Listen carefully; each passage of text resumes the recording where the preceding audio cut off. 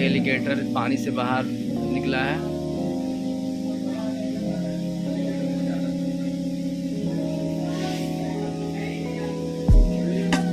ये नर एलिगेटर है शायद।